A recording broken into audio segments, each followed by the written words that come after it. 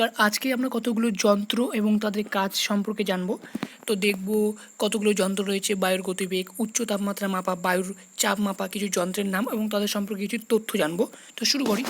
প্রথম যে তথ্যটা রয়েছে আমাদের, সেটা হচ্ছে লিওয়ান বাটিস্টা অ্যালবার্টি।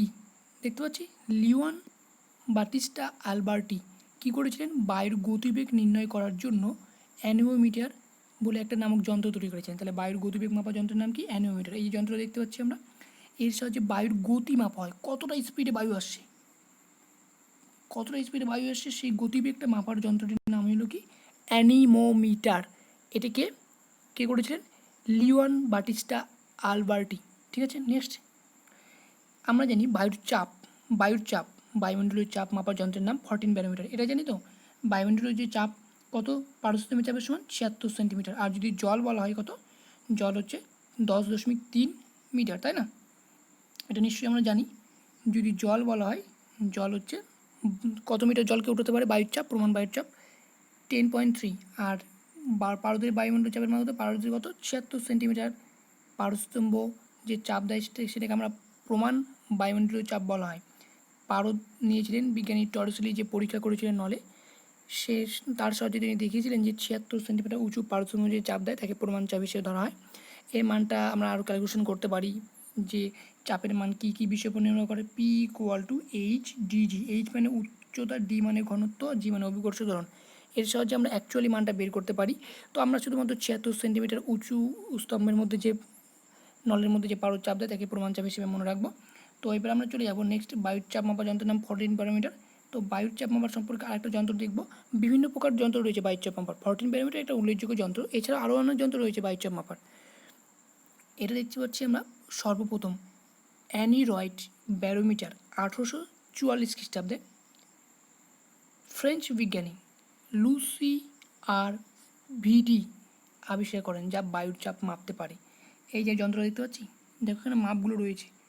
এর সাহায্যে কতটা মাপ হবে, কতটা বায়ু আমাদের চাপ দিচ্ছে সেগুলো মাপা হতো। এই রিডিংগুলো দেখে কারাটা কতটুকু ঘুরছে না ঘুরছে। তাহলে এটা কী প্রকার ব্যারোমিটার যন্ত্র? অ্যানিরয়েড ব্যারোমিটার যন্ত্র।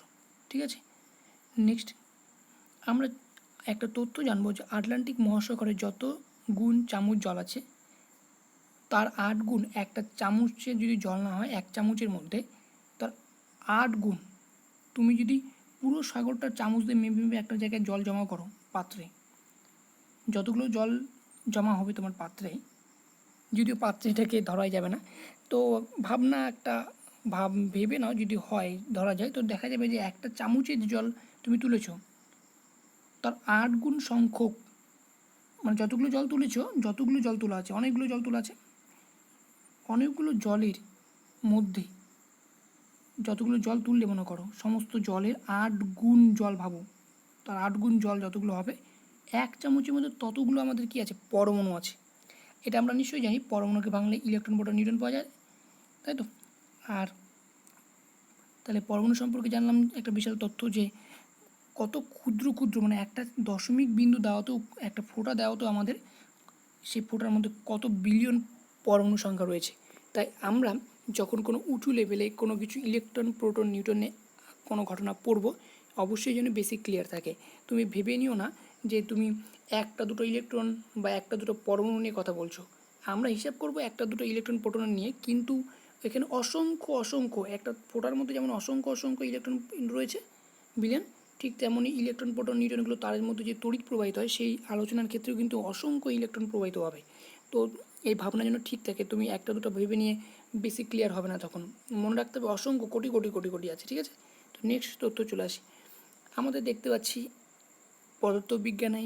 বিজ্ঞানে যার অসংখ্য ভূমিকা রয়েছে, অ্যাভোগাড্রোর সূত্র, তাই তো? অনুবাদ, পরমাণুবাদ দুটো ধারণা জানি, ডাল্টনের পরমাণুবাদ, তাই না? আর অনুবাদকে অ্যাভোগাড্রোর অনুবাদ। তো ডাল্টনের পরমাণুবাদের তথ্য কি? ডাল্টনের পরমাণুবাদ, আর অ্যাভোগাড্রোর কি? অনুবাদ। তো অ্যাভোগাড্রোর অসীম গুরুত্ব রয়েছে এই পদার্থবিজ্ঞানে, কিন্তু তিনি যে সমস্ত তথ্য আবিষ্কার করেছেন তার গুরুত্ব, তার মারা যাবার পর খুব একটা দুঃখজনক ঘটনা, যে মারা যাবার পর তাকে, অর্থাৎ মৃত্যুর পর তাকে সম্মান জানানো হয়। মানে তিনি যে সময় আবিষ্কার করেছিলেন এতটা তিনি অ্যাডভান্স ছিলেন যে আমরা বুঝতেই পারিনি তিনি এতটা অ্যাডভান্স এগিয়ে চলে গেছেন, এগিয়ে তথ্যগুলো বলছেন।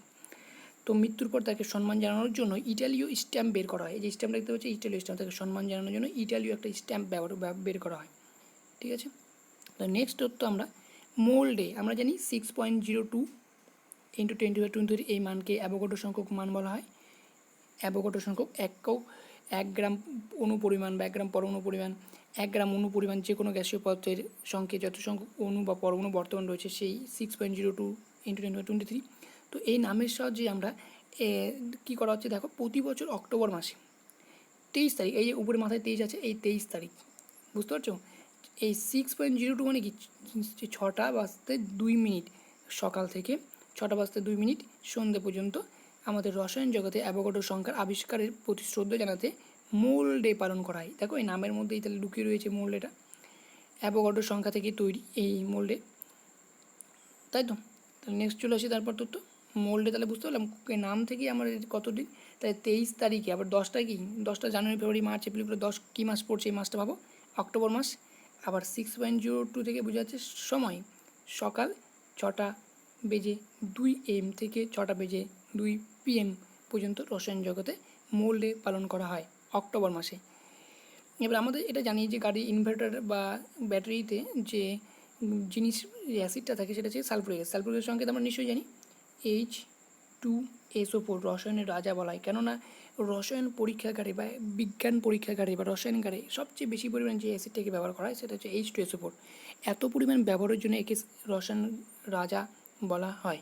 ঠিক আছে, নেক্সট প্রশ্নে চলে আসবো, বা ওয়েল অফ ভিট্রিয়ল ইংরেজি নাম মনে রাখতে পারো। নেক্সট আমরা বিশেষ ধরনের ভিক্সোমিটার দেখতে পাচ্ছি, ভিক্সোমিটার এবং রিওমিটার, এই যে যন্ত্রটা, এই যন্ত্রের সাহায্যে না সান্দ্রতা মাপা হয়। যেমন মোমের গলিয়ে মোম যে তৈরি করলে, বা মধু, এগুলোকে তুমি একটা জারে ঢেলে করে জারটাকে যদি উল্টো করে রেখে যদি ওকে এই জার থেকে পড়তে দাও নিচের দিকে, তাহলে দেখবে তাড়াতাড়ি পড়বে না, ধীরে ধীরে ধীরে করে নিচে পড়ছে। যার যত সান্দ্রতা বেশি সে কম তাড়াতাড়ি পড়বে আর কি, মানে একটা অণু আরেকটা অণুর মধ্যে, একটা অণু পড়তে চাইছে কিন্তু আরেকটা অণু উপরের দিকে বাধা দিয়ে আটকাতে চাইছে, পড়তে বাধা দিচ্ছে, তাই এটাকে সান্দ্রতা বলা হয়। তো সান্দ্রতা পরিমাপ করা হয় বা মাপা হয় যে দ্রবণ সান্দ্রতা মাপার যে যন্ত্রটা সেটা হচ্ছে ভিক্সোমিটার বা রিওমিটার। দেখতে পেলাম এই যন্ত্রটা দেখতে পাচ্ছি, এই যে যন্ত্রটা, এই যন্ত্রটা হচ্ছে ভিক্সোমিটার বা রিওমিটার। ঠিক আছে, নেক্সট উচ্চ তাপমাত্রা, হাইস্ট অনেক অনেক অনেক উচ্চ তাপমাত্রা মাপার একটা যন্ত্র আবিষ্কার হয়েছিল, সেটা হচ্ছে পাইরোমিটার। পাইরোমিটার যন্ত্রের সাহায্যে মাপা হয়েছে। এখানে একটা তথ্য দেওয়া আছে যে ভারতের স্ফুটনাঙ্ক কত, 673 বা 356 এরকম উষ্ণতা মাপা যেতে পারে এই যে পাইরোমিটার যন্ত্র। দেখো পাইরোমিটার যন্ত্র দেখে না, তাহলে উচ্চ উষ্ণতা মাপা যন্ত্রের নাম কি, পাইরোমিটার। ঠিক আছে, নেক্সট শুক্র গ্রহের মেঘ H2SO4 অ্যাসিড বাষ্প দ্বারা গঠিত। এই শুক্র গ্রহ দেখতে পাচ্ছি এরকম আকৃতি হয়, ছবি তোলা হয়েছে দূর থেকে, এরকম আকৃতি জাস্ট হয়েছে, তোলা হয়েছে। তো এই যে শুক্র গ্রহের যে মেঘপুঞ্জ রয়েছে, এখানে যে অ্যাসিডটা দ্বারা বাষ্প দ্বারা গঠিত যে মেঘপুঞ্জটা, সেই অ্যাসিডের মধ্যে কোন অ্যাসিড রয়েছে, H2SO4। একটু আগেই জানলাম H2SO4কে রসায়নের রাজা বলা হয়, যেটা ব্যাটারিতে ব্যবহার করা হয়। তো চলে আসি নেক্সট, মাইলোর হলো পাতলা উজ্জ্বল শক্ত প্লাস্টিক যা কৃত্রিম উপগ্রহের বাইরের আবরণী তৈরিতে কুপরিবাহী হিসেবে ব্যবহার করা হয়। কৃত্রিম উপগ্রহ বা স্যাটেলাইটগুলো যে রয়েছে তার বাইরের আবরণী তৈরি করতে এই মাইলোর নামক আবরণী, একটা কুপরিবাহী পদার্থের আবরণী দেওয়া হয়, যেটি তাপের কুপরিবাহী। এটা হচ্ছে পাতলা উজ্জ্বল শক্ত প্লাস্টিক যা কৃত্রিম উপগ্রহের বাইরে আবরণী তৈরিতে ব্যবহার করা হয়, মাইলোর। ঠিক আছে, নেক্সট চলে আসবো আমরা। নেক্সট হচ্ছে 1816 খ্রিস্টাব্দে ফ্রান্সের প্যারিস শহরে নেকার এনফ্যান্টস ম্যালাডেস হাসপাতালে রেনে হিউনেক মানুষের সর্বপ্রথম হৃদস্পন্দন মাপার যন্ত্র স্টেথোস্কোপ, যে যন্ত্রটা আমরা দেখে থাকি ডাক্তারি কারণে গেলেই আমাদের বুকে শ্বাস প্রশ্বাস মাপার যন্ত্র ডাক্তারদের কানে নিয়ে মাপে যে কীভাবে শ্বাস যন্ত্র বা হৃদস্পন্দন চলছে তা মাপে, যন্ত্রটা আমরা দেখেছি। সেই যন্ত্ররই যিনি প্রথম আবিষ্কার করেন তার নাম রেনে হিউনেক।